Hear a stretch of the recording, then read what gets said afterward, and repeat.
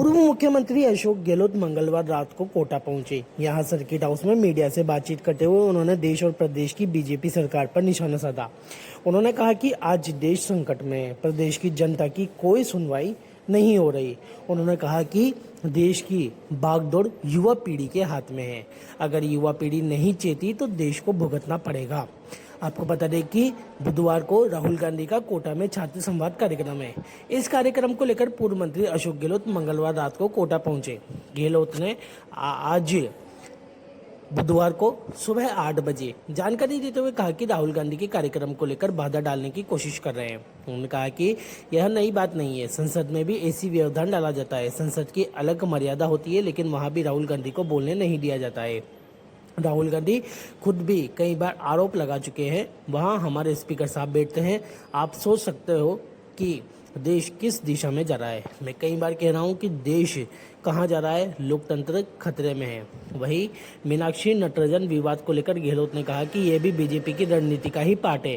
गहलोत ने कहा कि मैं देश की युवा पीढ़ी से आह्वान करता हूं कि तुम राजनीति में आओ, समझो विचारधारा क्या है। अगर आपको लगे कि कांग्रेस की विचारधारा जो संविधान के तहत बनी है उसको भी देखो, जहां जाना है जाओ, लेकिन देश के हित में राजनीति में एंट्री करो। देश बहुत बड़े संकट में है। यहाँ पर भी बच्चों से बातचीत की है, जो नीट वाले परीक्षा वाले जो बच्चे हैं उनसे।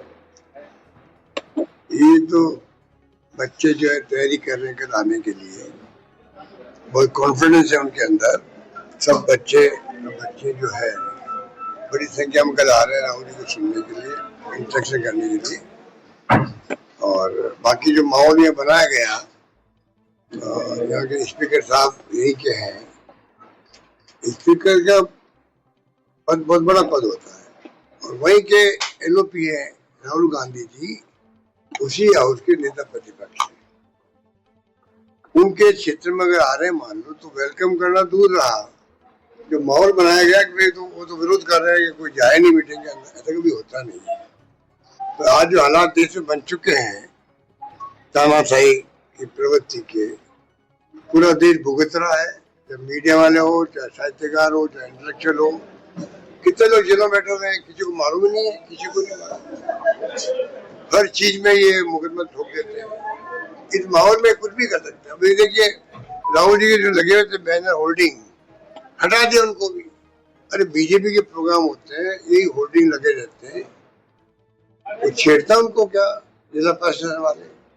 इतना दबाव में, प्रशासन दबाव में, ये बात।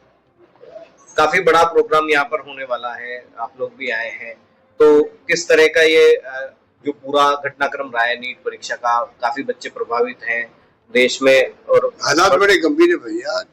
80-90 बार पेपर आउट होना कोई मामूली बात नहीं है। और जिस प्रकार से ये पेपर आउट हो रहे हैं, मैं इनको 4 साल पहले से कह रहा हूँ कि कई राज्यों में भी, आर्मी के अंदर भी, जुडिशरी के अंदर भी, सब जगह पेपर होने लग गए थे। कोई कोई गैंग बनी हुई होगी इस प्रकार से, जो आपस में मिलके काम कर रही होगी। तो मैंने भारत सरकार को भी इस बात का आगाह किया था कि इसको आप सीरियस लो। अब जाके नीट का पेपर तीसरी बार 2024 में, 25 में, 26 में लगातार आउट हो रहे हैं। और जब अटैक हुआ, राहुल जी ने जो एक मुद्दा बनाया इसको, कि किस प्रकार से शिक्षा मंत्री इस्तीफा होना चाहिए।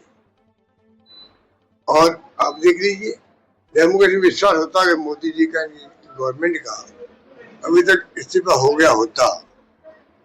कांग्रेस के बाद में कितने इस्तीफे हुए हैं, मुख्यमंत्री हो गए, रेल मंत्री का, लॉ मिनिस्टर का, होम मिनिस्टर का। वो डेमोक्रेसी होती है भाई। पब्लिक एक इश्यू बन गया, पब्लिक भावना क्या है, उसके लिए फैसले करने पड़ते सरकारों को। इनकी सरकार में आप कसम खा रखी है, चाहे कुछ भी हो जाए हम इस्तीफा लेना ही नहीं है। ऐसी गवर्नेंस चल रही है। अभी बात चल